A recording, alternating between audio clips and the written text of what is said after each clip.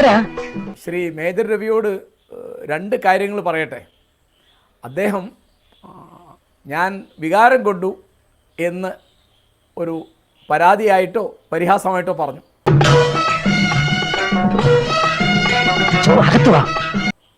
ഞാൻ വികാരം കൊണ്ടു.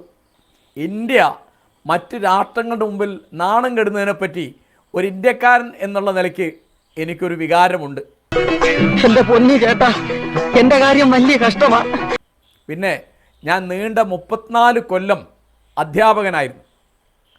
അപ്പോൾ വിദ്യാർത്ഥികളുടെ കാര്യം വരുമ്പോൾ എനിക്ക് സ്വാഭാവികമായിട്ടും വികാരം വരും. അത് ഒരു സഹജ പ്രകൃതിയാണ്. അതിനെപ്പറ്റി നാണിക്കാനൊന്നുമില്ല എന്നാണ് എൻ്റെ തീർപ്പ്. ഞാനിപ്പോൾ വഴിയാധാരമായി.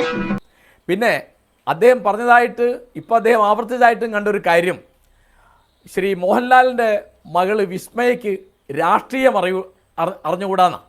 എന്നൊന്നും കള്ളം പറയരുതായിരുന്നു. ഞാൻ കള്ളം പറഞ്ഞില്ല. രാഷ്ട്രീയം എന്ന് പറഞ്ഞത് എന്താ? അത് ഒരാളുടെ നീതിബോധമാണ് രാഷ്ട്രീയം, വേറെ ഒന്നിൻ്റെ പേരല്ല. നിങ്ങൾ ഏത് പാർട്ടിയിൽ അംഗമാണ്, അല്ലെങ്കിൽ ഒരു പാർട്ടിയിൽ അംഗമാണോ, നിങ്ങൾ ഏത് കൊടി പിടിക്കുന്നു, ഏത് ചിഹ്നത്തിന് വോട്ട് ചെയ്യുന്നു, ഏത് നേതാവിന് സിന്ദാബാദ് വിളിക്കുന്നു, ഇതിനെ അല്ല രാഷ്ട്രീയം എന്ന് പറയാം. അത് പാർട്ടി കൂറാണ്, കക്ഷി രാഷ്ട്രീയമാണ്.